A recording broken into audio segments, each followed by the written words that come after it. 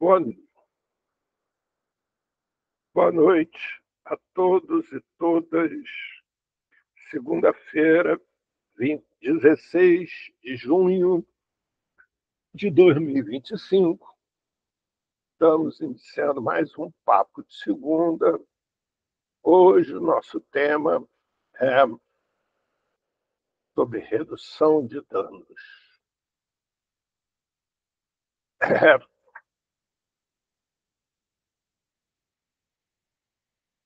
Aqueles que vêm acompanhando, nós estávamos tratando aqui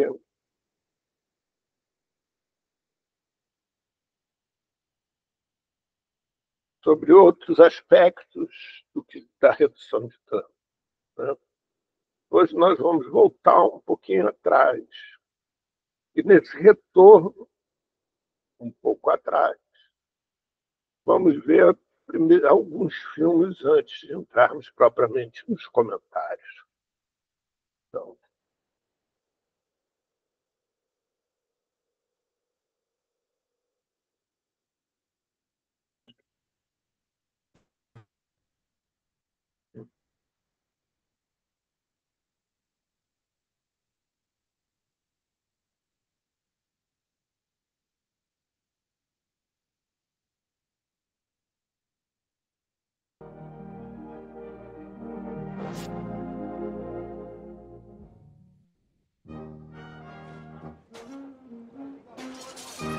A 16 de janeiro de espera aí um instantinho. 1920, entrou em vigor nos Estados Unidos a lei seca.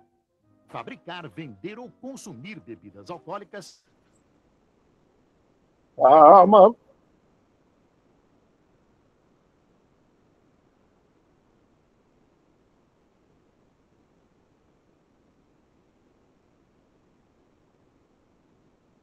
Calma, que entrou outro filme.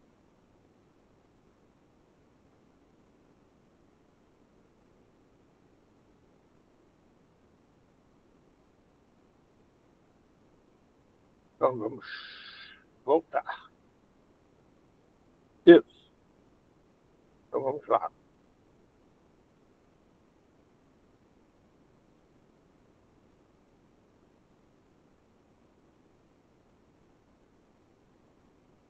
Ok.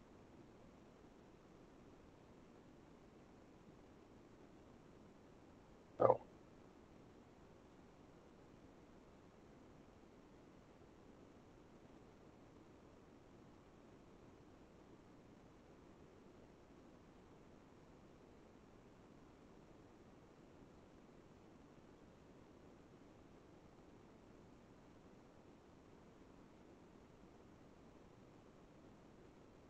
ué, o que está acontecendo? Bem, pessoal, esse primeiro filme, finalmente me acertei, inicia-se sobre a lei seca que acontece em 1920 nos Estados Unidos.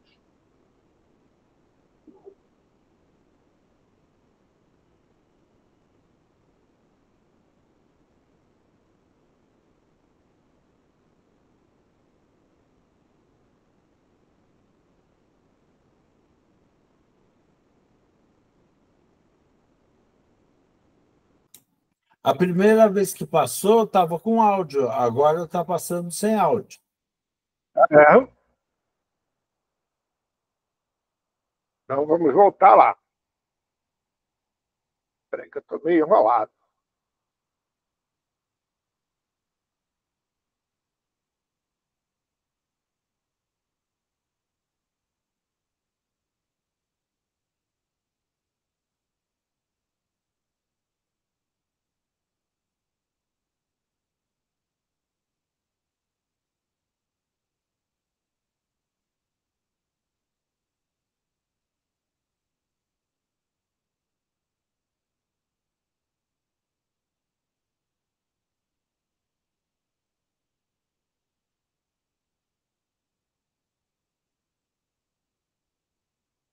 Ok?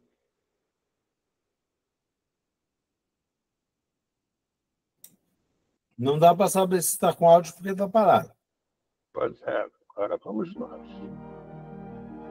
Ok.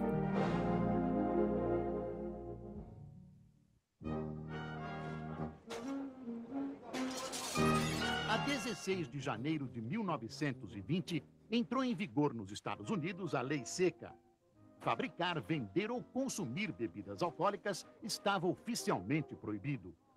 No país inteiro, policiais jogavam fora todo o álcool que encontravam. Era o auge do movimento pela moderação e abstinência na América. Grupos conservadores e religiosos acreditavam que a bebida era uma ameaça à lei e à ordem. Mas, na verdade, a lei seca acabou estimulando os males que pretendia combater: o vício e o crime. Beber às escondidas passou a ser uma diversão atraente e glamurosa. Lugares que vendiam bebidas clandestinamente ficavam lotados todas as noites, com pessoas bebendo e dançando.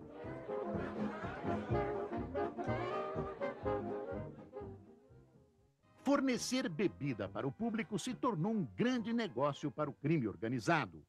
Gangsters como Al Capone e Dutch Schultz construíram verdadeiros impérios com a venda de bebida ilegal. Calcula-se que em apenas 3 anos, os criminosos tiveram lucros da ordem de 15 milhões de dólares. A polícia tinha enorme trabalho para reprimir o crime organizado. Em 1923, metade do trabalho dos advogados dos Estados Unidos estava ligado a violações da lei seca. Manter a proibição custava 100 milhões de dólares por ano. E 5 de cada 6 americanos eram contra a lei seca. Finalmente, após 13 longos anos, a proibição foi revogada no dia 5 de dezembro de 1933.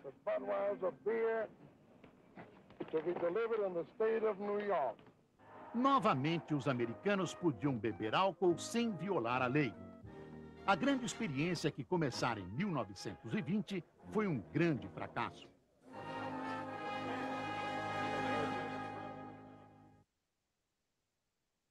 Bem, isso acontece.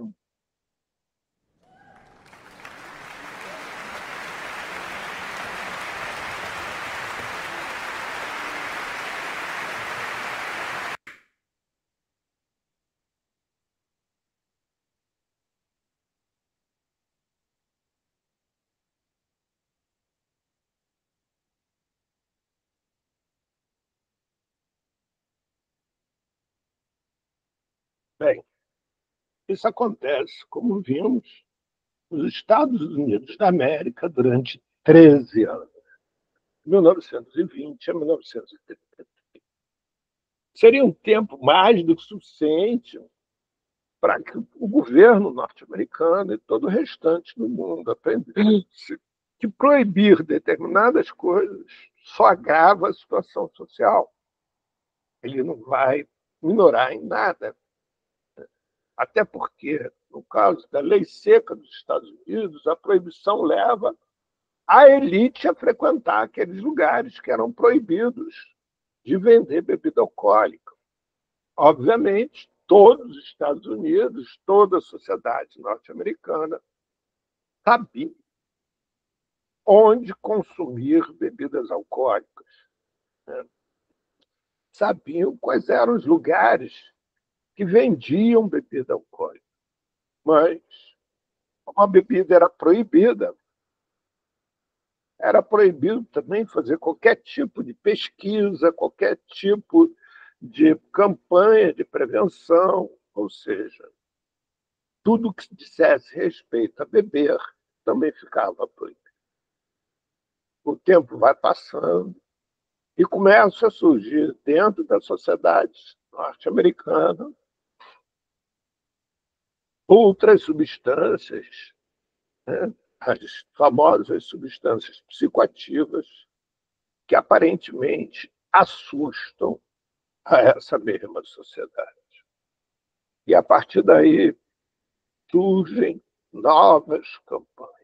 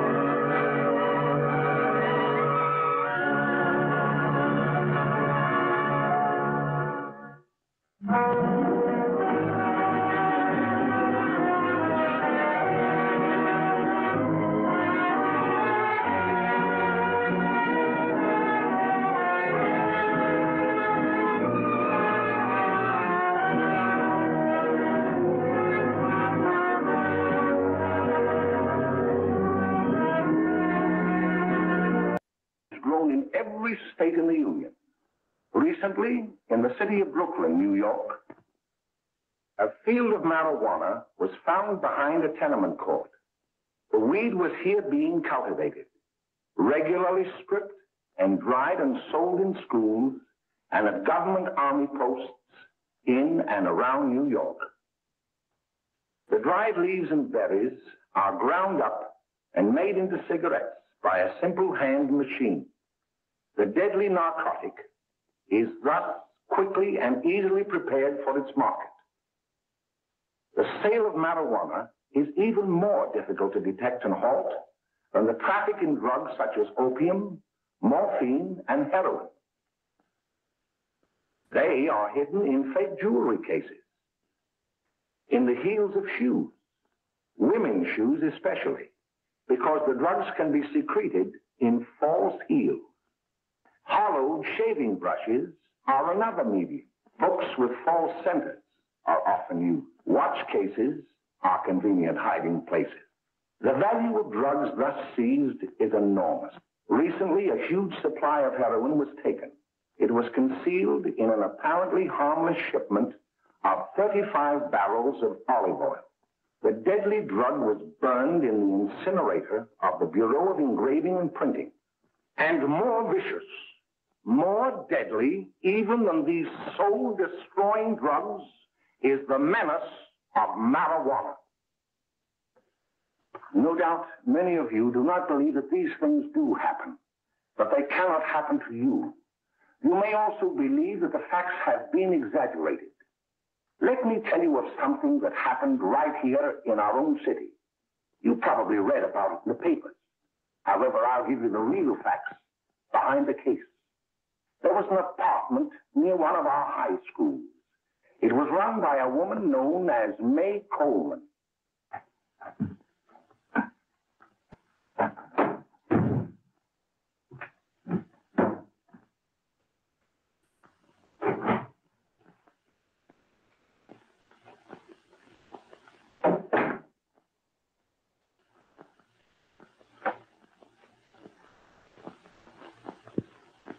Hey, come on, May, get up. What time is it? Time to get up and give this place a going over. Looks like the Marines had landed. Oh, that bunch last night was high enough to take over the Marines and the Navy. You better get on the job. Some of the kids may be up this afternoon. Oh, Jack, we can get along without dragging those young kids up here. Oh, why don't you button up your lip?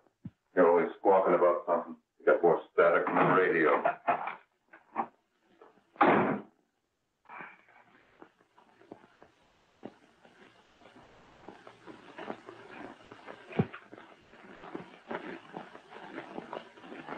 Oh.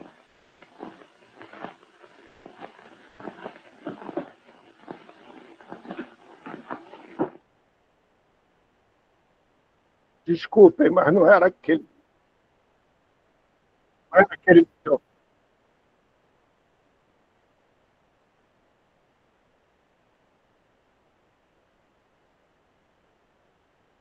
O filme que eu queria mostrar não era aquele.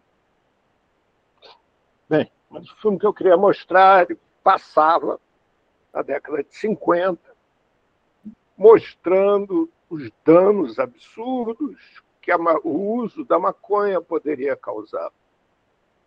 Danos esses que levavam, dentro deles, o vício que as pessoas se submetiam a qualquer situação para poderem conseguir um cigarro de maconha e, com esse cigarro de maconha, fazerem uso.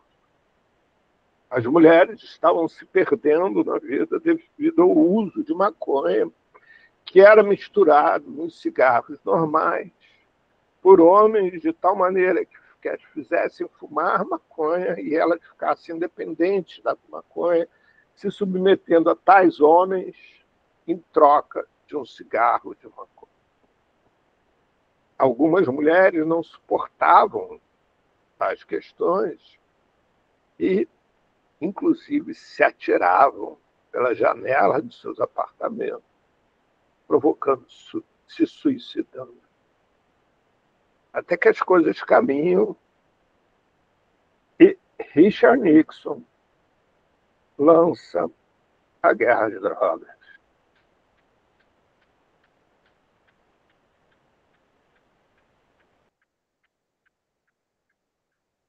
E lança a guerra às drogas, como não podia deixar de ser, para salvar a sociedade norte-americana e a mundial. You want to join me here? Won't you be seated, please, ladies and gentlemen? Come on, Dr. Jaffe. Mr. Krogh, Mr. Ehrlichman. Fine. All right. Ladies and gentlemen, I would like to summarize for you the meeting that I have just had with the bipartisan leaders, which began at 8 o'clock and was completed 2 hours later. I began the meeting by making this statement, which I think needs to be made to the nation. America's public enemy number one in the United States is drug abuse. In order to fight and defeat this enemy, it is necessary to wage a new all-out offensive. I have asked the Congress to provide the legislative authority and the funds to fuel this kind of an offensive. This will be a worldwide offensive dealing with the problems of sources of supply as well as Americans who may be stationed abroad wherever they are in the world. It will be government-wide, pulling together the 9 different fragmented areas within the government in which this problem is now being handled. And it will be nationwide in terms of a new educational program that we trust will result from the discussions that we have had. With regard to this offensive, it is necessary first to have a new organization. And the new organization will be within the White House. Dr. Jaffe, who will be one of the briefers here today, will be the man directly responsible. He will report directly to me. And he will have the responsibility to take all of the government agencies, 9, that deal with the problems of rehabilitation, in which his primary responsibilities will be research and education, and see that they work not at cross purposes, but work together in dealing with the problem. If we're going to have a successful offensive, we need more money. Consequently, I'm asking the Congress for $155 million in new funds, which will bring the total amount this year in the budget for drug abuse, both in enforcement and treatment, to over $350 million. As far as the new money is concerned, incidentally, I have made it clear to the leaders that if this is not enough, if more can be used, if Dr. Jaffe, after studying this problem, finds that we can use more, more will be provided. In order to defeat this enemy, which is causing such great concern, and correctly so, to so many American families, money will be provided to the extent that it is necessary and to the extent that it will be useful. And finally, in order for this program to be effective, it is necessary that it be conducted on a basis in which the American people all join in it. That's why the meeting was bipartisan. Bipartisan because we needed the support of the Congress, but bipartisan because we needed the leadership of members of the Congress in this field. Fundamentally, it is essential for the American people to be alerted to this danger, to recognize that it is a danger that will not pass with the passing of the war in Vietnam, which has brought to our attention the fact that a number of young Americans have become addicts as they serve abroad, whether in Vietnam or Europe or other places. Because the problem existed before we became involved in Vietnam, it will continue to exist afterwards, and that is why this offensive deals with the problem there in Europe, but will then go on to deal with the problem throughout America. One final word with regard to presidential responsibility in this respect. I very much hesitate always to bring some new responsibility into the White House because there are so many here, and I believe in delegating those responsibilities to the departments. But I consider this problem so urgent. I also found that it was scattered so much throughout the government with so much conflict without coordination that it had to be brought into the White House, and consequently I have brought Dr. Jaffe into the White House directly reporting to me so that we have not only the responsibility but the authority to see that we wage this offensive effectively and in a coordinated way. The briefing team will now be ready to answer any questions on the technical details of the program. Bem,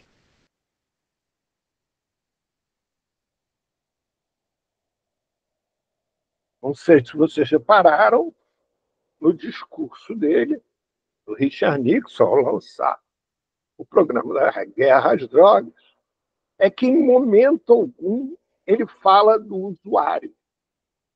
Em momento algum ele abre qualquer espaço para atendimento do usuário, para atendimento da família, para atendimento das pessoas próximas. A única coisa que ele fala é sobre o combate à droga.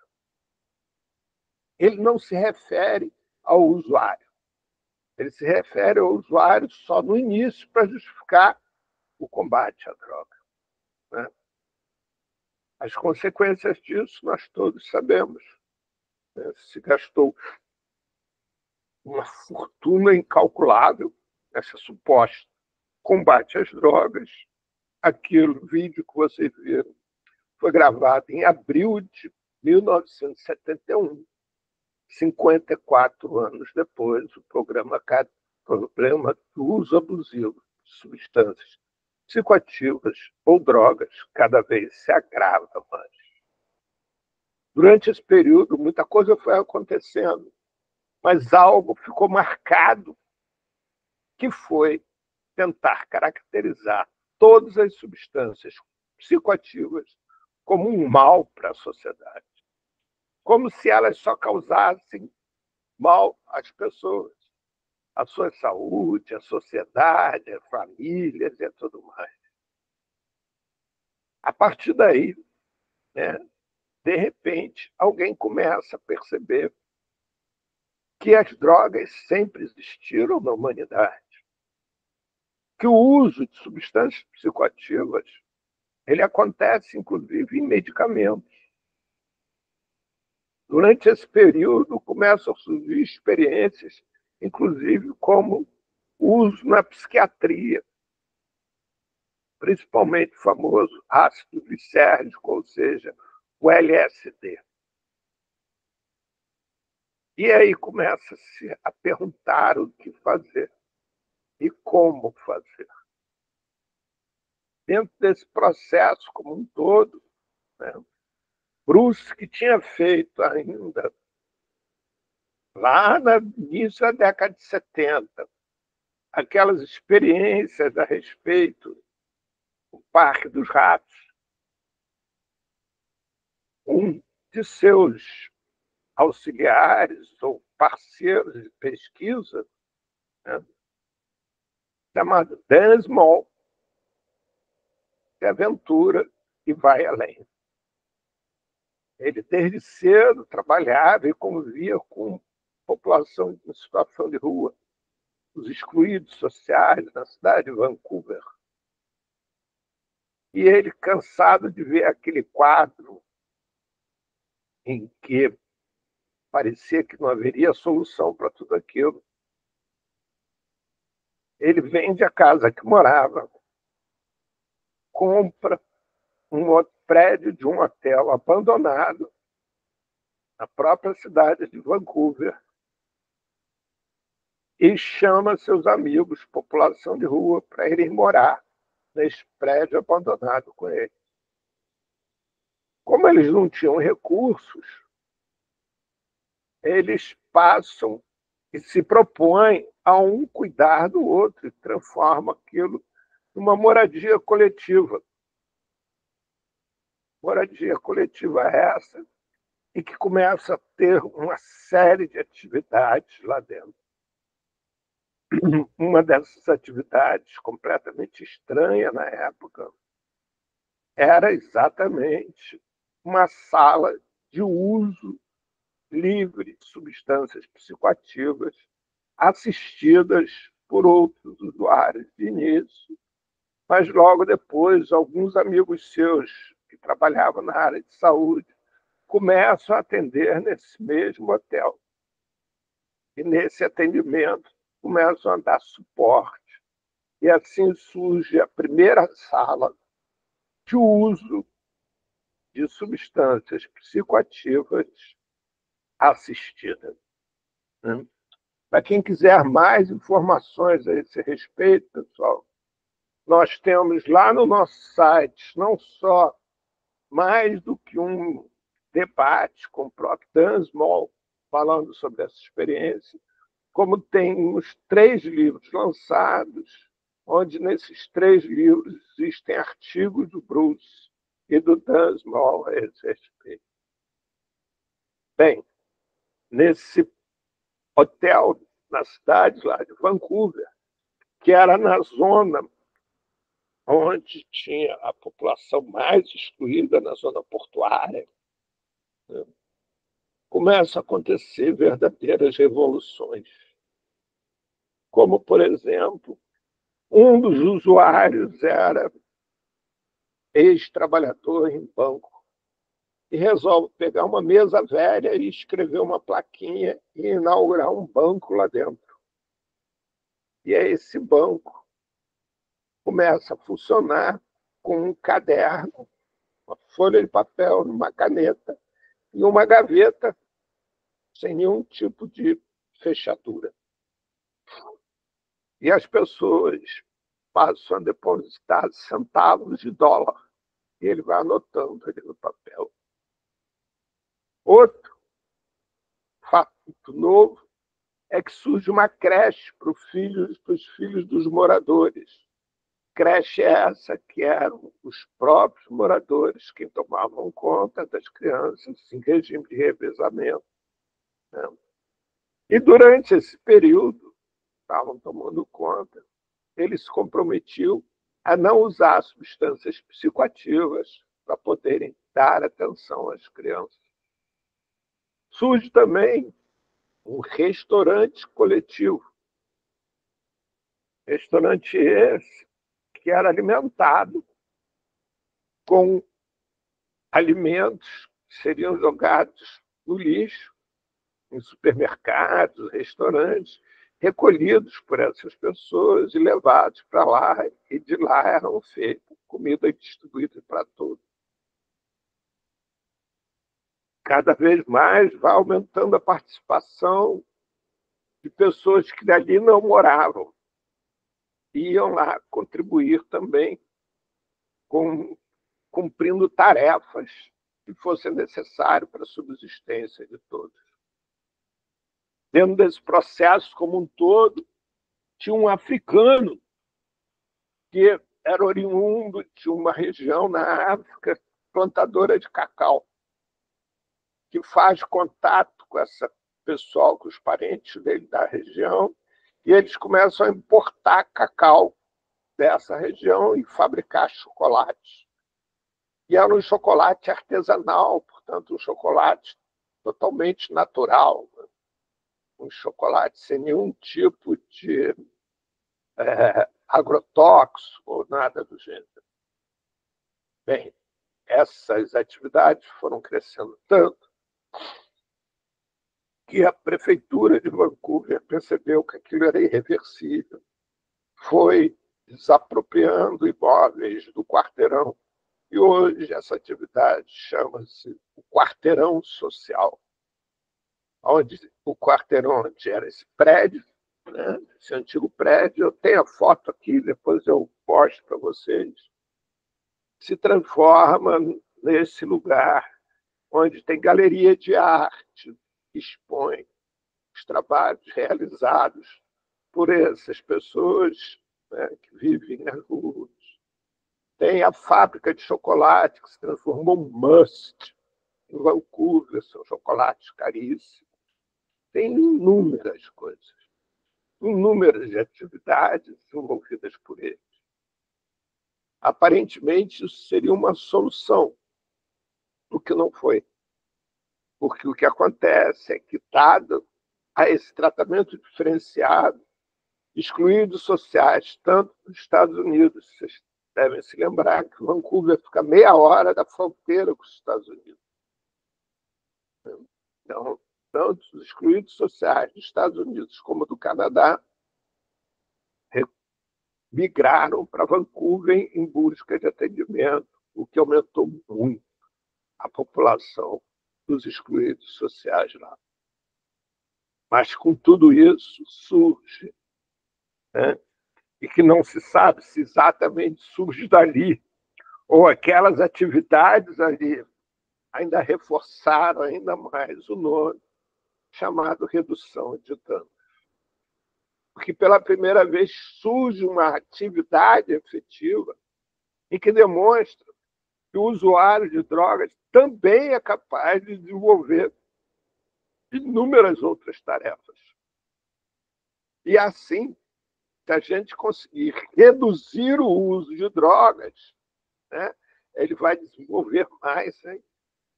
E, portanto, daí surge a palavra redução de danos, que vem, por exemplo, a sala de uso assistido de drogas, e principalmente drogas injetadas, que aí troca-se a seringa, não se reutiliza a seringa, evitando a propagação de doenças como hepatite, AIDS, sífilis e tantas outras.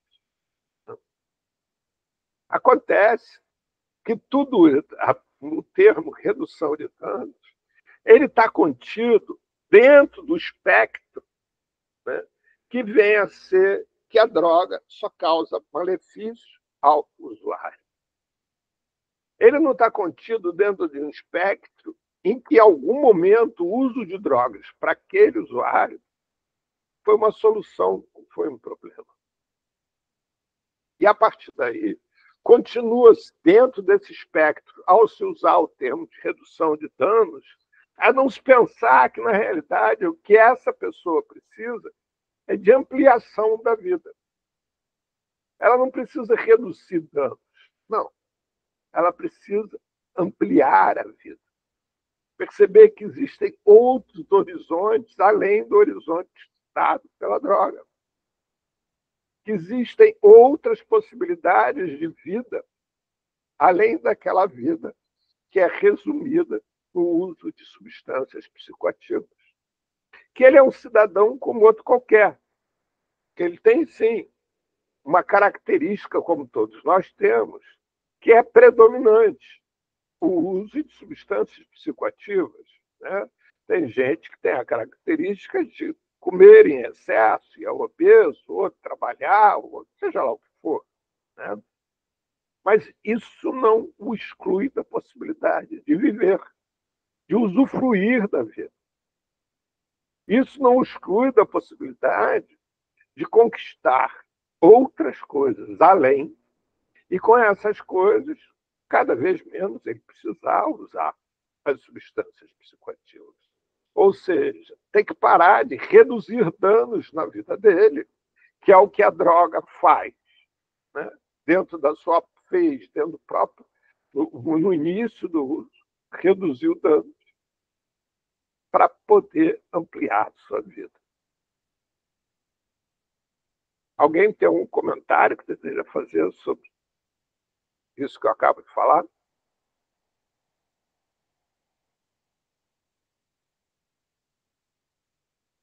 Wagner? Oi, boa noite. Desculpem, é porque eu estou dividido entre esse espaço aqui de escuta e atividade de trabalho. E você tem alguma questão que você queira colocar? Paulo, eu precisei parar para resolver uma coisa, como eu disse, estou trabalhando. Tá. E quando então, se algum momento você tiver alguma questão, não se encapule. Ok. Obrigado. Um abraço. Bem-vindo, Wagner. Valeu. Edna? Tudo bem? Boa noite. Paulo, eu queria entender melhor uma das últimas falas que você fez, das últimas assertivas. Quando você fala que a redução de danos ela ainda vive, ainda é exercida, como ela é analisada, não sei analisada, não. Ela não valoriza a droga como algo necessário para o sujeito em um determinado momento da vida. Eu penso a redução de danos, eu penso algo mais ampliado. E eu acho... Edna, dois minutinhos só para a gente poder se juntar nessa caminhada. Tá. O que eu quis dizer é o seguinte, que o termo cunhado como redução de danos, o termo em si, e não a aplicação que é dada hoje a essa tecnologia, mas o termo em si, ele foi cunhado baseado no princípio que as substâncias psicoativas, ou seja, as drogas, só causavam danos aos seus usuários. Então, portanto, no início, a prática da redução de danos era só reduzir danos, ou seja, usuários de drogas injetadas, uma redução de danos era trocar seringas. Com o passar dos anos, cada vez mais, nós vemos que, além de reduzir danos, que obviamente são necessários, é necessário também ampliar a vida desses sujeitos.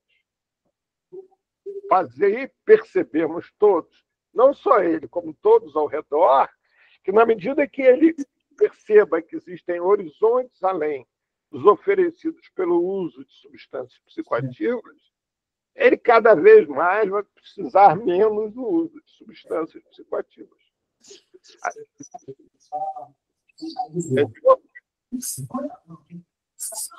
Eu entendi. E aí eu também pensei, o que vem antes, o ovo ou a galinha? Né? Mas aí eu também, na mesma hora, repensei e disse assim, olha, você pode ofertar uma possibilidade dele frequentar uma sala de uso e, junto a isso, você ofertar outras possibilidades, né, para essa pessoa. Então, fazer esse trabalho conjunto. Eu não sei se lá nos primórdios das salas de uso, se acontecia isso, ou se era só ponto, lá é a referência, porque, se eu não me engano, essas salas de uso fora do Brasil, elas aconteciam em espaços que tinham unidades de saúde junto, e eu não sei se as unidades de saúde ofertavam, né, tinham esse olhar para o social. Então, olha só, o que eu estava me referindo primeiro foi a experiência desenvolvida, Edna, por Dan Small, nesse primeiro local que daí surge o House First. Essa é a primeira experiência de House First do mundo. E que dentro do House First existia uma sala de uso assistido. Essa sala de uso assistido, as pessoas entravam e saíam quando desejavam. Portanto, se elas desejassem almoçar, elas iam. Se desejassem usar a droga, elas usavam. Foi só um espaço convencionado por eles, que era um espaço dedicado ao uso de substâncias psicoativas, para que as pessoas que morassem em conjunto naquele prédio, né, não convivessem com pessoas usando substâncias psicoativas e não despertasse o desejo nessas pessoas de usarem também. Então, isso foi um acordo que eles fizeram entre eles, de tal maneira que existia um espaço dedicado ao uso de drogas. E daí, depois, as coisas foram se desdobrando. Assim, o que é importante entender é que Dan Small parte de uma vivência dele, sem nenhuma experiência pregressa, para ir construindo toda a metodologia de trabalho junto com os usuários e ir encontrando soluções para as situações que iam surgindo e na medida que iam surgindo. Então, essa sala de uso também foi a primeira sala de uso assistida de toda a América do Norte, quiçá do mundo. Foi uma experiência absolutamente pioneira, em vários sentidos.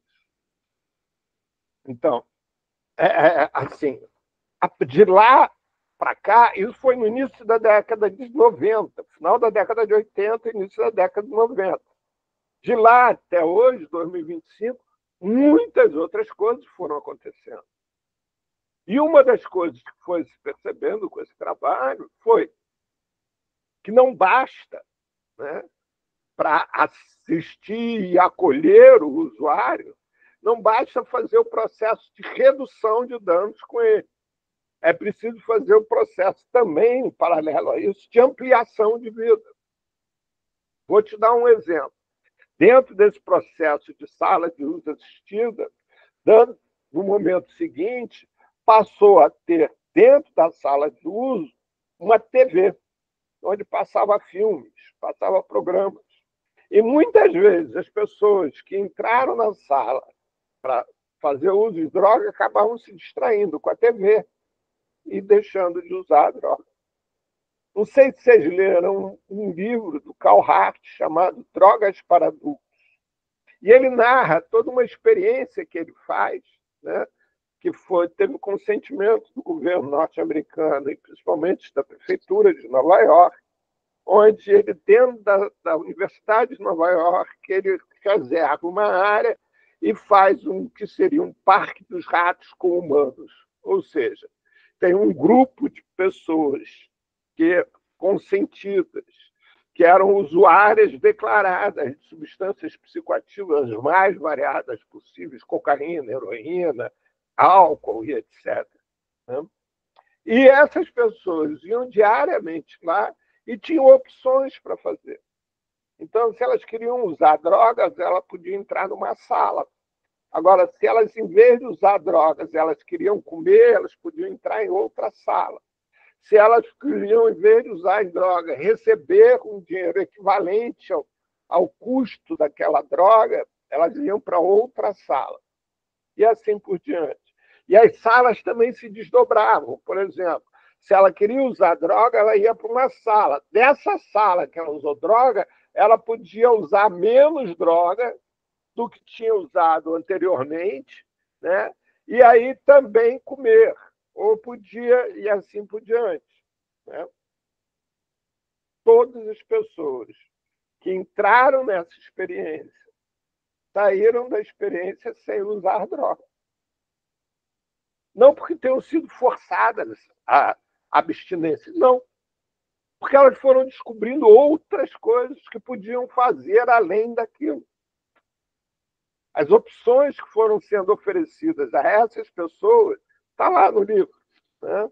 São opções que foram ocupando essas pessoas, foram acolhendo essas pessoas, foram atendendo essas pessoas de tal maneira em que elas foram cada vez mais, a droga foi tendo menos importância na vida delas. Pois não, Wagner? Permita compartilhar que, assim, quando a gente está falando, talvez, de redução de danos, a gente não pode pensar isso no singular, né? E nem precisar apenas como uma forma única de fazer. Porque quando a gente considera que a gente tem o uso de substâncias psicoativas desde os primeiros registros da humanidade, com formas diferentes de uso, e talvez com o quesito da dose, né, sendo um grande desafio da raça humana, não só da raça humana, formas também de buscar esse uso sob controle, algum controle, sempre existiram. Então, a gente vai ter lá, talvez, como uma experiência que não deu tão certo, mas estruturado, 1926, com Rolleston na Inglaterra. O que a gente hoje está chamando de consultório na rua, no Brasil, vem de uma experiência alemã de colocar equipes de saúde dentro de ônibus e ir para os locais de uso.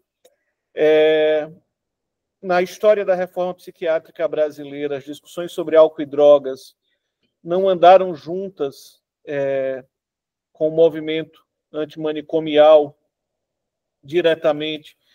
E a gente vai ter experiências na França de serviços psicanalíticos de base territorial para atender aos toxicômanos.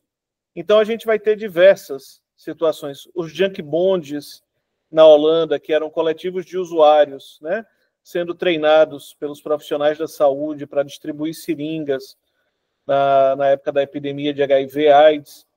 E todas essas mudanças foram trazendo resultados. E aí queria sugerir aqui um texto curtinho de um psiquiatra brasileiro que morou muito tempo na França, chamado Carlos Parada. Chegou a ser diretor do Hospital de Marmottan. E o texto chama O Acolhimento Revisitado. É um texto muito gostosinho de ler, super curto, onde Carlos vai trazer para a gente uma ideia de que uma função acolhedora... Primeiro, o acolhimento não é uma sala, não é um momento.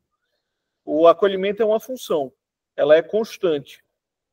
E ele vai dizer que a gente não pode botar essa função acolhedora nas costas de alguns abnegados ou de pessoas que gostam. Existem 4 elementos para garantir uma função acolhedora.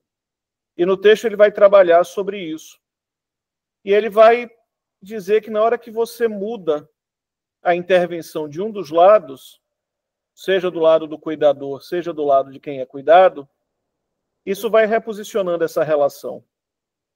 E a partir dessas mudanças, uma dinâmica do cuidado vai acontecendo, que a gente pode chamar de tratamento.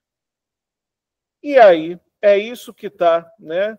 Quando Paulo traz aí, pensar a redução de danos como ampliação de vida, é uma proposta que Lancet vai trazer no Clínica Peripatética, que fala sobre isso, de uma desterritorialização da clínica. Então, se eu mudo o setting para todo mundo, a gente vai se lançar numa nova forma de fazer o cuidado. E alguém que trabalhou e trabalha ainda com redução de danos nos diversos contextos, eu acho que no final das contas, assim, o que a redução de danos traz como imperativo é uma defesa ética do princípio da vida. Como é que a gente pode cuidar? E para pensar esse cuidado, a gente precisa deslocar um pouco desse lugar de sujeito que sabe das coisas e vai prescrever uma conduta para o paciente. Então, é dentro dessa dimensão de fazer junto que a redução de danos encontra terreno fértil para brotar, né? Então, como é que a gente pensa sempre estratégias de defesa da vida para os diversos danos? E aí a gente vai falar não só da redução de danos, mas da redução de riscos. Porque os riscos, eles antecipam, né, o dano. Então, se a gente começa a reduzir riscos, a gente diminui a necessidade de reduzir danos. E a partir disso vai seguindo com esse trabalho artesanal que é pensar o cuidado em saúde. E aí, se a gente parte desse princípio, a gente entende que a saúde está para além de um diagnóstico de doença. Mas a saúde envolve o social, a saúde envolve a cultura, saúde vai envolvendo as relações, tudo isso faz parte desse cenário, assim.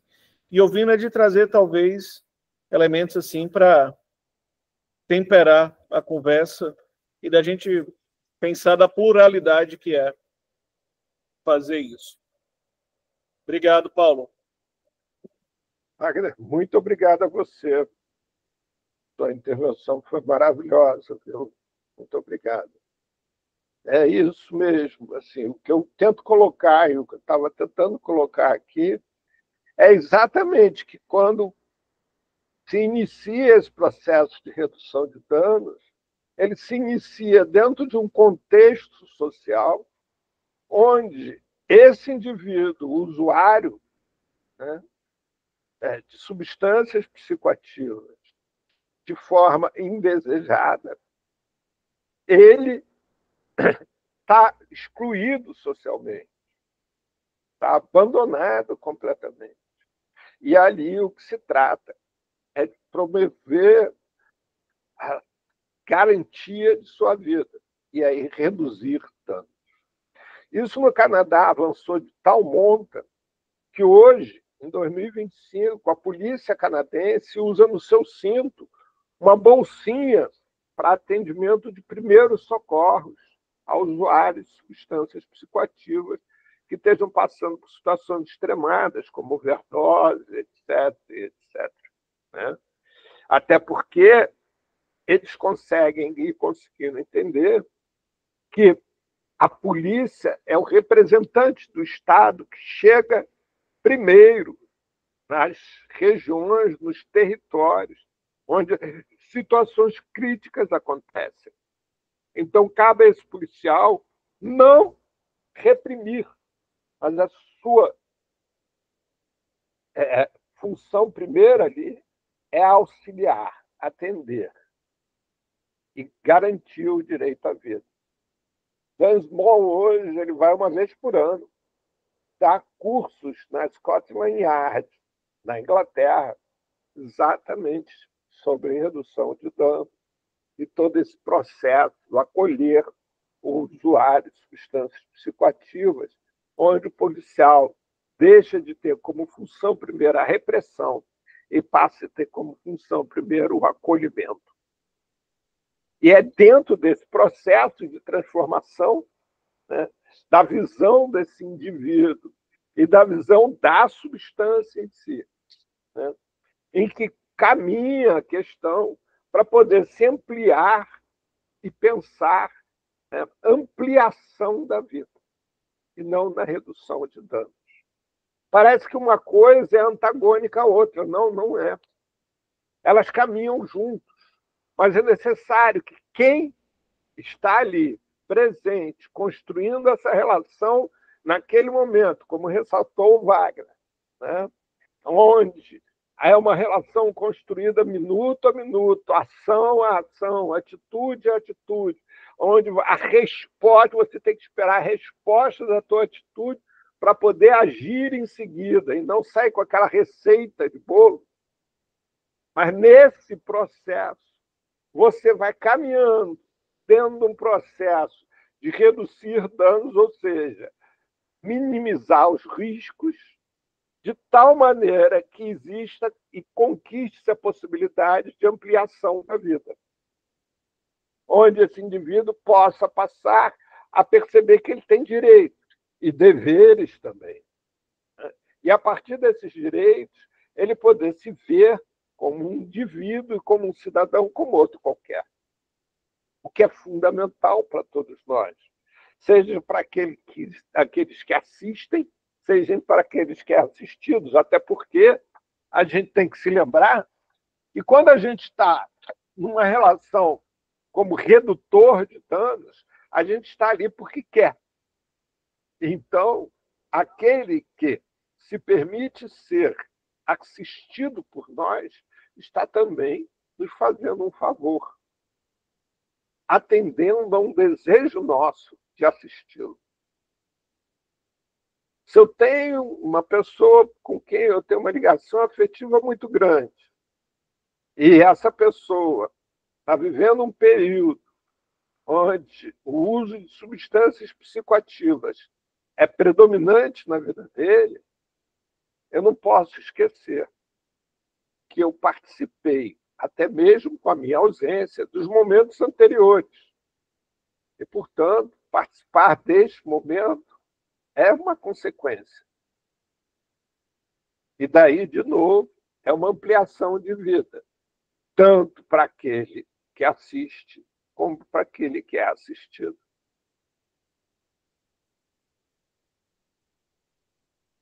Pois não, Alexandre? Pode falar.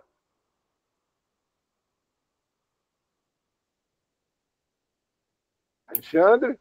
Oi. Agora, 2 meses atrás, aqui em Santa Catarina, quem for flagrado usando droga em público, droga ilícita, né, vai receber um salário mínimo de multa. E exame toxicológico para quem ingressar na universidade, parece que eu ouvi alguma coisa.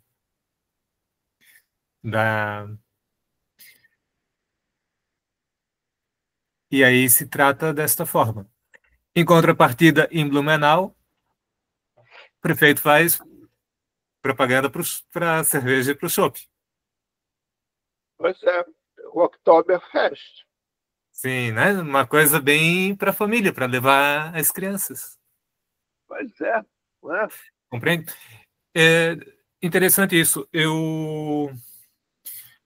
Quando tinha, eu acho que uns 16 anos, eu já ia na Oktoberfest e eu acho que lá eu tomei meus primeiros pileque. Uhum. Mas a bebida alcoólica não tem nada de mais. Basta você ter dinheiro, tudo bem. É, Não tem problema, não. é, é. Não só é que, assim, a droga também, mas outras. A minha experiência foi com a bebida alcoólica, né? De ter tomado, acho que uns 20 pileque ao longo da vida, quando Uhum. por volta dos meus 17, 18 anos. Mas a Entendi. bebida alcoólica, ela é aceita, né? Ela é aceita. É. E, Engraçado, né? E ela não tem problema nenhum. a princípio, não, né? A princípio, não. A princípio, não. Sei, entendi. Você está vendo essa imagem aí? Sim. Quer ler em voz alta para o restante? Estudo, tá pequenininho aqui, estudo descobre que sua bebida alcoólica favorita pode estar associada a 8 tipos de câncer. Isso mesmo.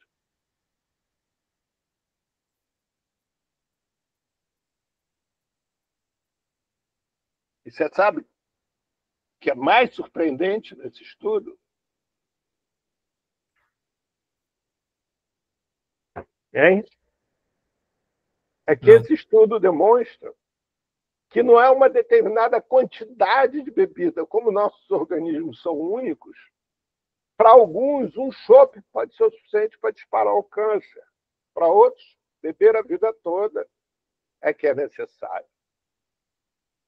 Mas é interessante, né, Alexandre, que pegando o que você coloca, né, Blumenau, a sua principal festa é o Oktoberfest, Oktoberfest. né, que é exatamente o festival do chopp, que se compra uma caneca e se bebe à vontade. Paraty, uma cidade aqui do Rio de Janeiro, tem em agosto o Festival da Cachaça. Você compra uma canequinha e bebe o quanto você quiser de cachaça. A cidade fica literalmente bêbada. Sim. E nada disso. Pensa-se em qualquer coisa. Não adianta pensar que, por exemplo, o chopp é um indutor de 8 tipos de câncer. Ninguém fala nisso.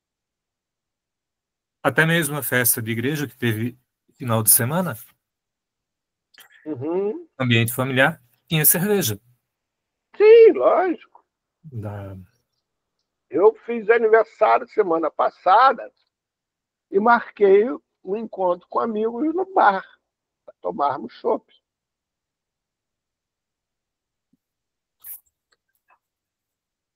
É isso mesmo. Coisa interessante isso, não é? Existe uma questão que deveria ter para as pessoas locais, espaços para quem quer usar, para ela ter o espaço para ela usar.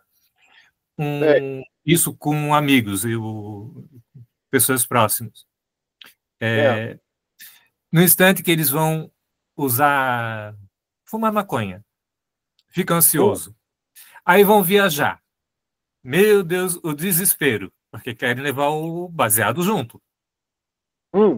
Para ansiedade. Sim. Só que o fato de levar o baseado junto no avião gera mais ansiedade ainda. Então, assim, eu acho que em determinadas situações que se não fosse criminalizado, ou nem isso. Imagina uma pessoa que tem família e tudo mais, fique sabendo que ela foi presa com maconha. Imagine só. Fica chato diante da família, diante do...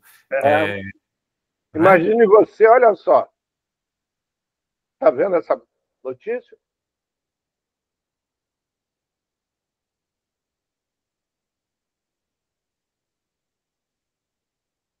Sim. Foi uma campanha vinculada pela polícia alemã, de convir que a cultura alemã é bastante rígida quanto à questão de costumes, né?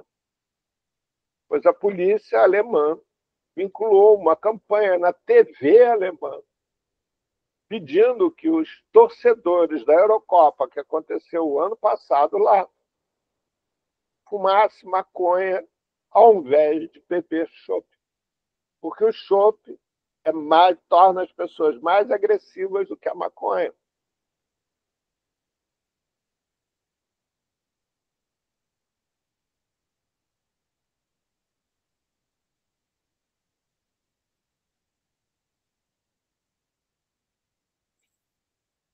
Mas por que isso?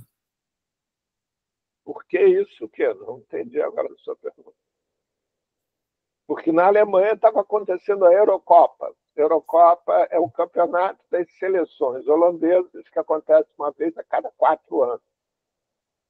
E aí se reuniram na Alemanha torcedores de todos os países classificados. E normalmente tem muita briga entre eles. E para diminuir a briga, os conflitos, fizeram essa campanha para usar maconha. Uma vez que na Alemanha é totalmente liberado o uso da maconha.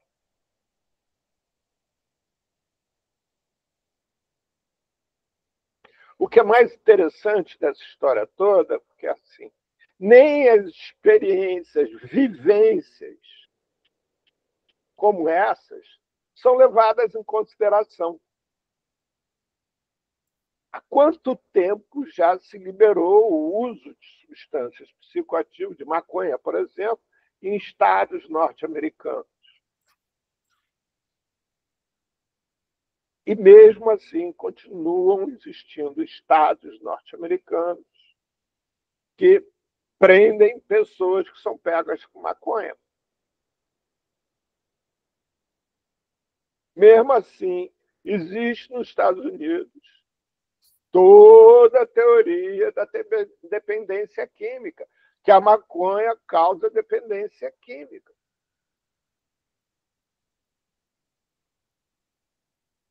Embora no estado vizinho as pessoas usem livremente e não tem dependência química.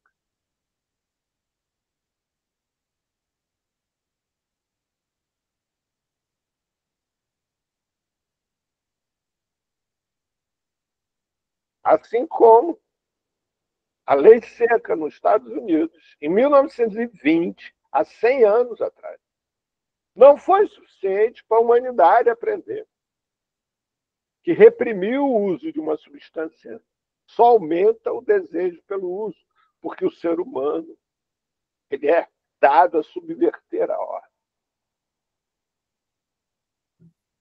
Principalmente na adolescência. Até por isso nós não continuamos morando nas cavernas, porque se nós, seres humanos, obedecêssemos à ordem, aviões não existiriam, né? Porque a ordem dizia que o ser humano não podia voar, porque é mais pesado do que voar. Mas teve alguém que não obedeceu, que burlou e voamos. E assim por diante.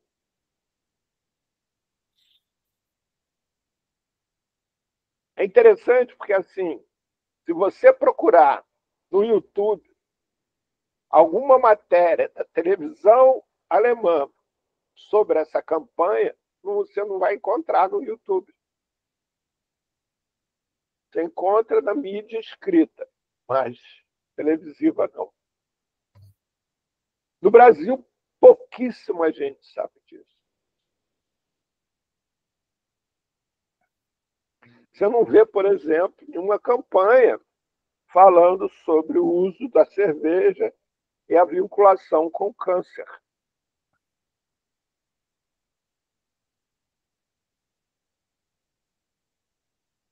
E as pessoas continuam acreditando que existe dependência química, que a dependência química é a causa de tudo, que é necessário isolar o indivíduo para que esse indivíduo não use a substância e, portanto, é necessária a internação involuntária.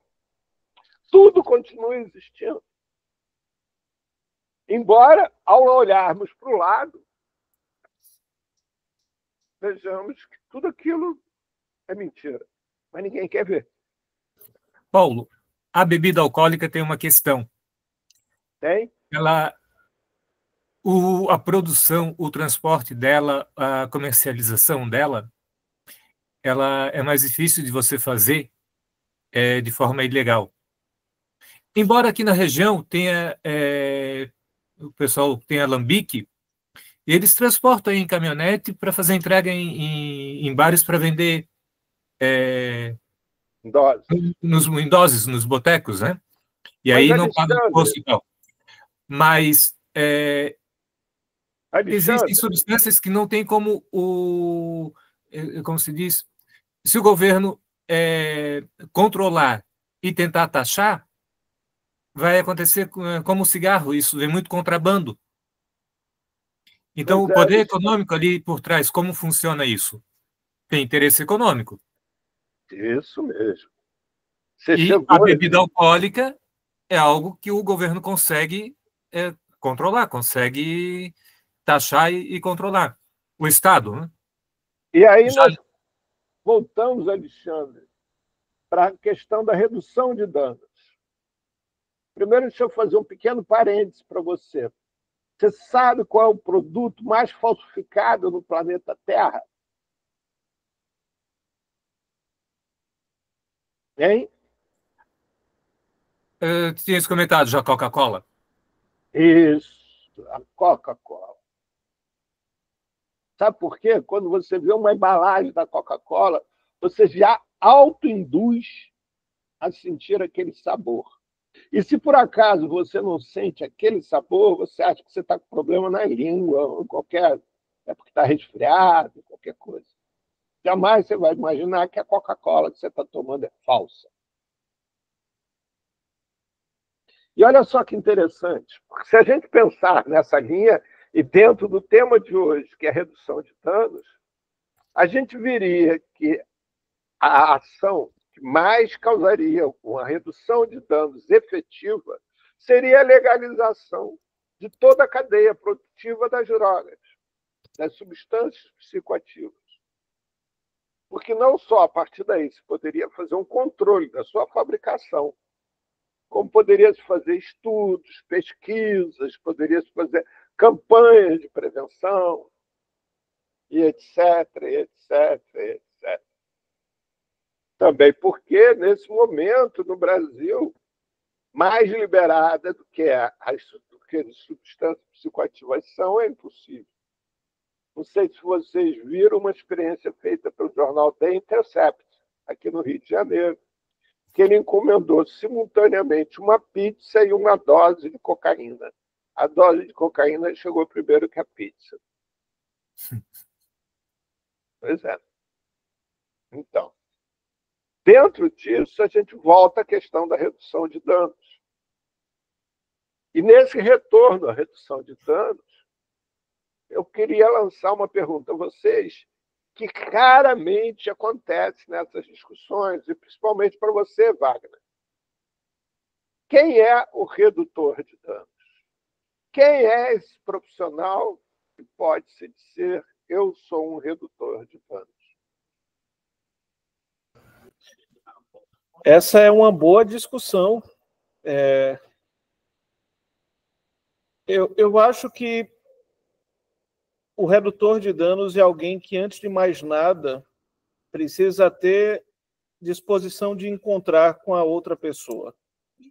E aí gosto muito da frase de Milton Nascimento e Fernando Bran, que diz que todo artista tem que ir onde o povo está. Então, o trabalho prioritário da redução de danos, ou do redutor de danos, como essa pessoa que vai ter como imperativo a defesa da vida, e reconhecendo que muitas das pessoas que estão fazendo um uso problemático de drogas não têm acesso tão fácil aos espaços por uma série de questões. O redutor de danos ele precisa ter essa disponibilidade de ir para a rua, de ir para campo. Uma vez tendo essa disponibilidade, ele precisa ser capaz de entender as múltiplas realidades, essa disposição de escuta e de refazer caminhos. Nesse sentido, se a gente consegue garantir um processo formativo formal, eu acho que não. Mas, sem sombra de dúvidas, tem conteúdos que precisam ser trabalhados. Então, peraí, Wagner, só antes para a gente não sair dando muita informação, e, obviamente, eu estou conversando com o Wagner, mas todos os outros estão convidados a participar. Só pediria, Alexandre, quem não tiver com a fala, que feche a câmera para não carregar a internet de outras pessoas. Então, Alexandre, só assim, você acha que qualquer pessoa que se predisponha a ir para um território de uso de substâncias psicoativas, ela pode se autodenominar como redutor de danos? Olha, como a gente não tem isso regulamentado, as pessoas muitas vezes se intitulam. Não estou perguntando a partir de regulamentação. Eu estou perguntando o que você, Wagner, entende. Se eu falei de uma redução de danos no plural, a gente pode pensar que qualquer pessoa que vai para a rua, né, vai para o campo, disposto a diminuir algum tipo de sofrimento, algum tipo de angústia, tentar diminuir o impacto de alguma falta, sim, essa pessoa pode se intitular ou ser intitulada como redutor de danos. Mas acho que, para a gente que vem de um movimento de ocupação e de pensar isso, inclusive, como atuação profissional, a gente precisa de um pouco mais de elementos, de prática, de inserção. Mas num sentido amplo, eu penso que sim. Entendi. E você, Edna, você acha que redução de danos é uma atitude que toda uma equipe tem que ter, ou tem que ter dentro da equipe um redutor de danos propriamente dito? Bom, eu acho que o trabalho da redução de danos envolve a postura, não da pessoa, não do profissional, mas da pessoa. Então, eu acho que, depois dessa explanação maravilhosa que o Wagner fez, obrigada, Wagner, parabéns, né? Eu acho que a pessoa tem que ter uma postura. E a gente vê isso nos CAPs. Apesar da pessoa falar, do técnico falar, ele não age como tal. Eu vou te dizer, e quando a gente coloca em questão, em discussão, em sala de aula, por exemplo, os espaços protegidos para o uso de substâncias pela madrugada, começa uma briga entre eles, quem é contra e a favor. Caramba! E é assim, da gente tentando explicar, eles não conseguem ouvir. O preconceito é tão grande, e essas pessoas, amanhã, estarão nos diversos dispositivos de saúde, não só na saúde mental, na droga, etc. E aí vão carregar esses preconceitos.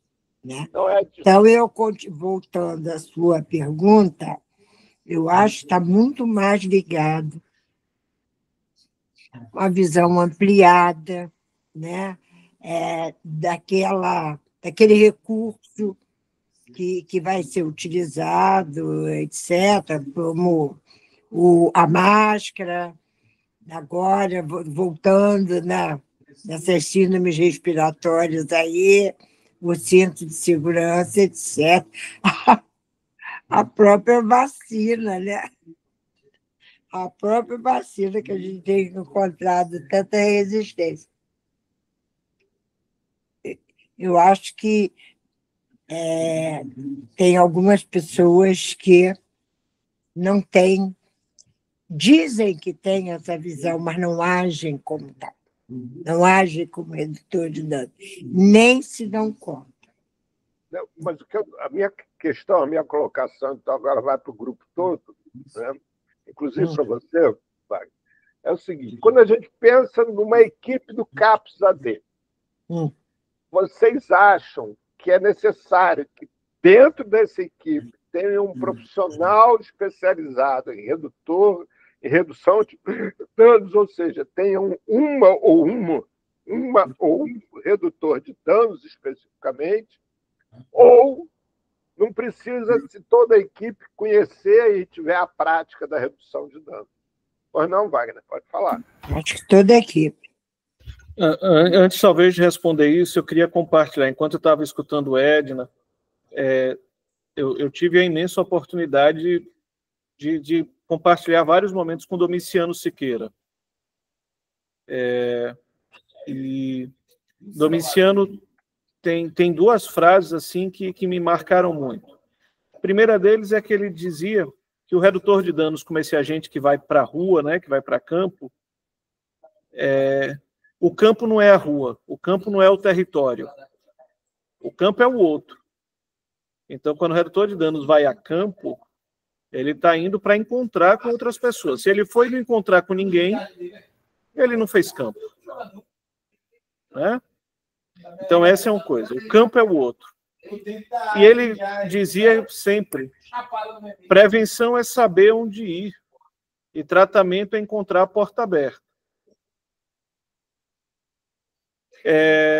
Pensando na institucionalidade, como, por exemplo, um CAPS, eu acho que ter o profissional especialista em redução de danos, se é que é isso, é um prejuízo muito grande. O serviço tem que ter, talvez, a redução de danos como paradigma, e não por uma escolha qualquer, assim, mas por conta das evidências, dos resultados, das possibilidades. Né? Então, dentro de um serviço, eu acho que a gente não precisa de uma equipe de redução de danos. Agora, é importante que dentro de uma lógica de assistência, de um sistema de saúde, de tratamento, se tenha uma equipe de redução de danos para dar conta dessa dimensão que é o território, com a flexibilidade de horário, com a facilidade de entrar em uma série de locais que muitas vezes a gente não consegue com todo um aparato institucional. É isso.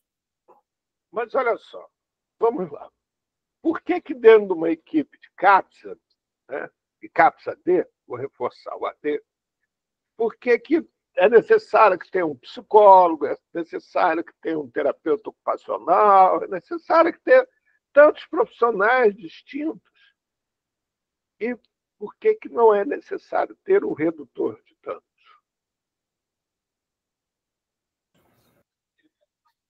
Essa é uma discussão nacional que a gente não consegue definir quem é o redutor de danos e o que a pessoa precisa para ser redutora de danos. Eu tive a oportunidade de trabalhar com duas equipes aqui em Aracaju de redução de danos. Aracaju tem hoje o programa de redução de danos mais antigo do país, a equipe Projeto de Redução de Danos Institucional. Né? O programa de redução de danos de Aracaju tem 23 anos. E eu tive a oportunidade de trabalhar com uma equipe que era toda formada num princípio de educação por par, Então, era uma equipe com pessoas que faziam uso de múltiplas drogas, profissionais do sexo, e essa equipe tinha uma potência, e depois, por conta dos embaraços burocráticos, não se conseguiu mais continuar contratando pessoas assim, que tinham como currículo as suas experiências vivenciais. E a gente teve que abrir mão para um processo seletivo, e passou a ter uma equipe no perfil concurseiro, universitários que tinham alguma afinidade com o assunto. Essa equipe passou a ter uma facilidade em discutir rede, discutir a filosofia, as bases epistemológicas, mas não conseguia fazer o trabalho na rua e fazendo com muito mais dificuldade do que a outra fazia. Porque os lugares eram diferentes, assim. E aí, de vez em quando, rolava a discussão. A gente quer que perfil? E o que é que precisa para isso? Coloco sim, Edna. Vou pegar o link e compartilho lá no grupo o link do texto do Carlos Parada. Então, eu acho que a gente tem essa dificuldade, tá? Como é que eu contrato um redutor de danos? Eu coordenando o programa de redução de danos, eu era alvo de chacota e respondia com a mesma chacota e ironia, porque diziam assim, qual é o critério?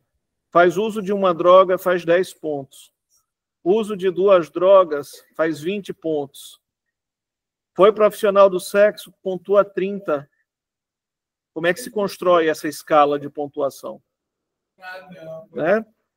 E eu acho que a gente precisa pensar, inclusive porque isso é uma inversão, né? Aquilo que teoricamente é depreciativo vira um reconhecimento e traz o lugar de fala dessas pessoas. Eu entendo o que você fala, Wagner. Pois não, Edna. Deixa eu só concluir o que eu estava falando, Edna, e você entra. Pessoal, vocês todos estão escutando, por simplesmente, querendo participar, faça o favor. Wagner não precisa sair, não, Wagner. Olha só, o que eu falava era o seguinte, Wagner. O que eu pensava, o que eu penso é assim. Você, quando tem um psicólogo dentro de uma equipe de um CAPS-AD, a sua função básica não é só atender ao seu usuário. A sua função básica é poder participar de reuniões de equipe e para ajudar a construção de estratégias dessa equipe junto ao público a ser atendido, né? Então, ele, com a sua expertise, ele vai levar questões e sugerir ações que facilite o trabalho da equipe como um todo. Daí, quando eu penso num profissional redutor de danos dentro de uma equipe, eu penso nesse profissional que também vai ser um agente facilitador para essa equipe, no sentido de construir estratégias que viabilize, que maximize a possibilidade da redução de danos efetivamente. Então, não no sentido dessa pessoa canalizar nele todo o conhecimento e toda a ação, não. É muito pelo contrário, é no sentido dessa pessoa ser um fomentador, especificamente, né? Alguém que tenha, por exemplo, biografias para sugerir, etc. Então, dentro desse sentido é que eu penso nessas especificidades, como, por exemplo, ter um psiquiatra dentro da equipe. É para isso, né? É para ele poder dividir o seu conhecimento com a equipe, funcionar harmonicamente com o restante da equipe. Porque todos que estiverem num CAPS-AD têm que poder entender minimamente o que se trata de uma pessoa que tem um distúrbio, né? E assim por diante. Vai lá, Edna, senão eu vou ficar falando muito. Edna, primeiro que é muito bom. Câmera. Primeiro que é muito bom ouvir você, tá? Olha só, caramba, eu preciso ir para o dicionário para saber, para definir o que é um princípio. Quando você fala porque tem um psicólogo, tem enfermeiro, tem psiquiatra, tem o assistente social, etc. Eu fiquei pensando na redução de danos como um princípio. Assim como a questão de pensar a integralidade do sujeito. Então, todas as pessoas que trabalham num CAPS-AD, orientados pela reforma psiquiátrica, novo paradigma da atenção psicossocial, etc., tem que pensar no sujeito como sujeito integral. E tem que construir, aí é que está, estratégias conjuntas. Então, quando... sei lá, a minha cabeça está... Eu estou pensando agora, assim. Espero mudar a partir da exposição do Wagner, Su e dos demais componentes.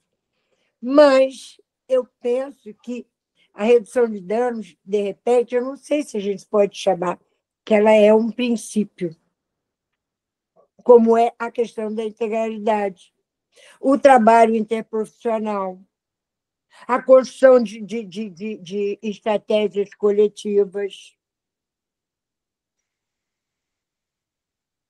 E aí isso perpassa por todos os profissionais. Aí você fala, não, Edna, tem que, como o Wagner falou, olha, é um profissional que vai para a rua, etc. Aí, mas é outra discussão. Eu acho que é outra discussão. Que quem vai para a rua pode ser qualquer profissional que tenha esse olhar, essa postura de pensar no uso da droga, não centralizar o trabalho no produto, no uso da droga, e sim no sujeito, essa coisa aí que a gente discute tanto. Oferecer estratégias construídas a partir de discussões no CAPS-AD. Entendeu? É isso que eu penso. E você, Wagner? Eu fico dividido, cindido, pensando que é isso, né? A gente vai falar de reduções de várias vertentes. Eu acho que é importante que isso esteja pautado, mas entendo que para dentro da institucionalidade, a redução de danos, sim, precisa estar como um princípio, como norte ético, porque é o que a gente tem, talvez com muitas evidências já comprovadas, associadas com bons resultados no cuidado das pessoas que fazem uso de drogas. Tem um enfermeiro paulista de Santo André, que o trabalho dele de mestrado, ele fez, dentro do município de Santo André, uma pesquisa sobre o que é que se entendia e praticava como redução de danos dentro da rede. E ele, a partir da categorização de discurso, identificou 7 conceitos distintos para a redução de danos, entendendo esses conceitos como as práticas que norteavam. E tudo isso com o mesmo nome. Eu acho que ter pessoas dentro do serviço que deem conta de fomentar essa discussão é válido, mas assim, sem que isso caia numa lógica de especialidades. Eu fico com receio de que aí a gente começa a fazer assim, isso é redução de danos, manda para o fulano. Não, essa pessoa aqui não deu certo nisso, chama para cá. E aí vai para... E não é isso. Né? Volte, se a gente vai lá para o Peripatética e Lancete dizendo que a redução de danos não reduz nada, mas que ela amplia, se a gente pega Carlos Parada dizendo que o acolhimento não pode ser uma função acolhedora, não é uma especificidade de uma categoria ou de um grupo de pessoas, mas é uma diretriz técnica de cuidado e de que é possível que isso seja vivo dentro do serviço, eu fico sempre com muito receio de que isso esteja na mão de alguém. né? O CAPS-AD de Aracaju, há muito tempo atrás, tinha uma coisa que eu achava bizarro. Tinha o grupo de prevenção de recaída, não era isso que eu achava bizarro, não, tá? O grupo de prevenção de recaída, e ele acontecia no mesmo horário que o grupo de redução de danos. E o serviço cindia. Quem queria prevenção de recaída não podia, e quando eu falo não podia, porque os horários coincidiam, participar do grupo de redução de danos e vice-versa. Isso falava muito mais sobre os profissionais do que sobre o cuidado. E quem fazia, né? O prevenção de recaída era feito pela psiquiatra e pelo pessoal da psicologia. O grupo de redução de danos era feito pelos redutores de danos, que era essa galera. Uma galera com nível médio e que vinha das experiências. Se você, Paulo, perguntar se a gente precisa começar a injetar práticas, conceitos, olhares de redução de danos no cuidado das pessoas que fazem uso de drogas, eu acho que sim. Né? Se você me perguntar se as pessoas precisam beber nessa fonte, eu acho que sim. Né? Mas fico sempre muito receoso. E essa pergunta de quem é o redutor de danos é uma pergunta dificílima de ser respondida. Vai lá, Mariene. Então, eu estou, né, aqui ouvindo, e aí eu estou aqui pensando, né? Eu acredito, Paulo, que sim, que deve ter uma pessoa, né, como todas as outras áreas de conhecimento, que sim, deve ter um profissional qualificado, que tenha ali estudado o teórico, o método da redução de danos. No CAPS, sim, dentro da equipe. Porém, todos nós que estamos dentro de um CAPS-AD, né, eu acredito que todos nós somos redutores de danos, porque a gente trabalha pela lógica de redução de danos, né? E digo mais, assim, o profissional que está no CAPS-AD e não trabalha pela lógica de redução de danos, ele está no lugar errado. Ele deveria pedir para sair, porque não está no lugar certo, entendeu? Então, assim, esse é o meu olhar. Então, olha só, eu vou colocar para vocês qual é o meu receio nessa história como todo. Eu já trafego dentro desse mundo já há algum tempo. E já vi, por exemplo, pastor se intitulando redutor de danos, e a ação dele de redução de danos era levar o usuário para dentro da igreja, porque na igreja, ao frequentar a igreja, ele se tornaria passaria a ser abstinente, ou seja, não usaria mais droga. Né? Então, se a gente deixa em aberto, né, tudo passa a ser redução de danos, porque qualquer coisa, né, em última instância, você está reduzindo danos. E, além disso, também, a redução de danos é também quando você sai de carro e vai usar o cinto de segurança. Né? Então, você está reduzindo danos caso aconteça um acidente. Então, é uma ação redutora de danos. Quando você escova os dentes pela manhã, você está reduzindo danos. E aí, viver é o eterno redutor de danos.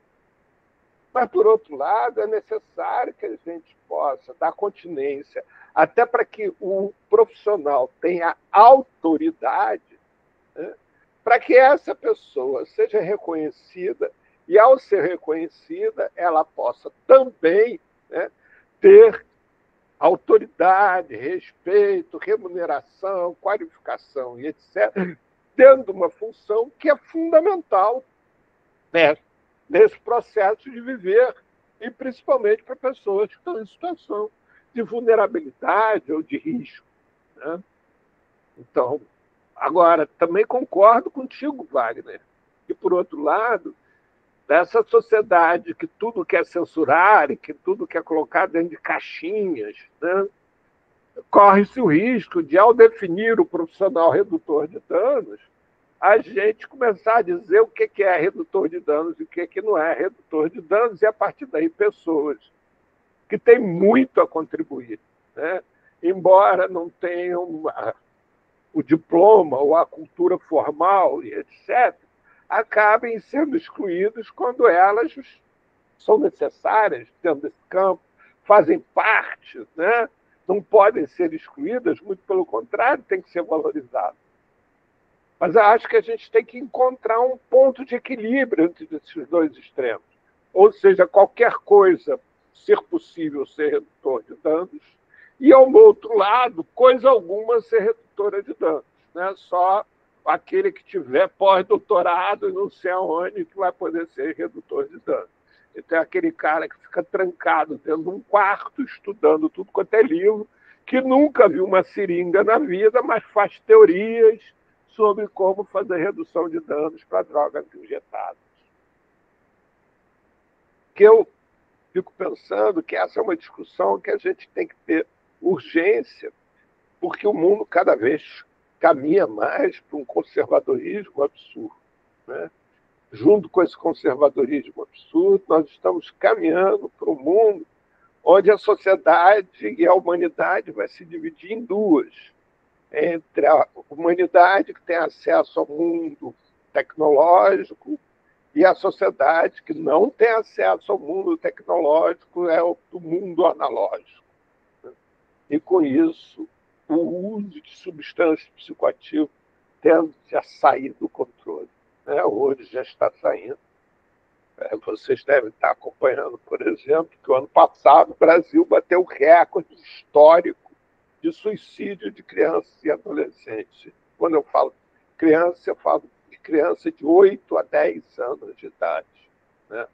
Ou seja, são pessoas que estão chegando na sociedade e, nessa chegada, não conseguem sequer encontrar um lugar para estar. E, a partir daí, de novo, tudo isso que a gente conversa hoje aqui cada vez se torna mais essencial, mais primordial.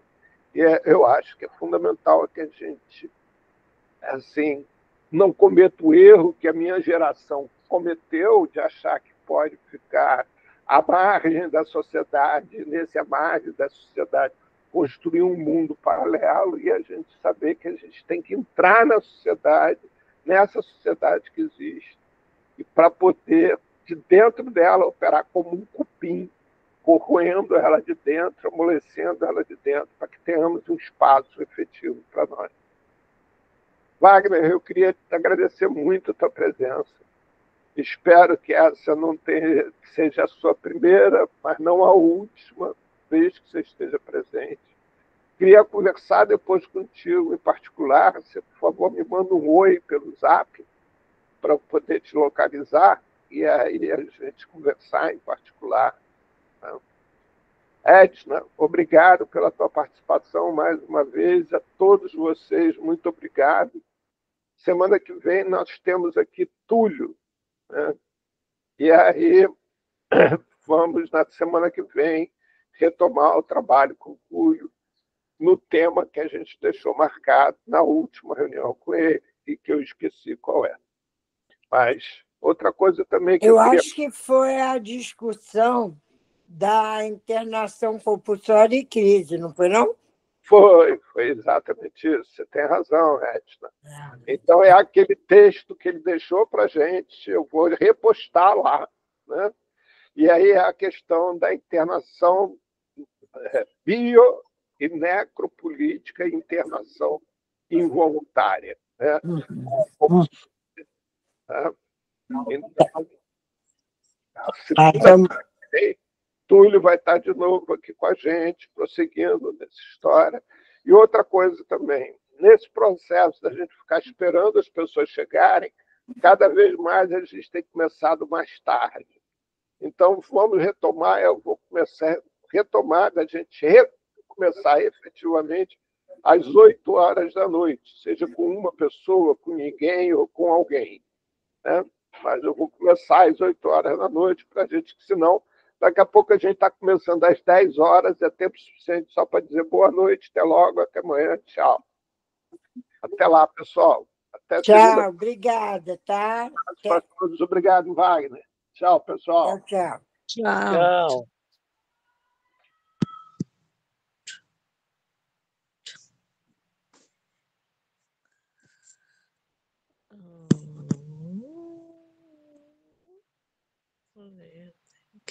This guy's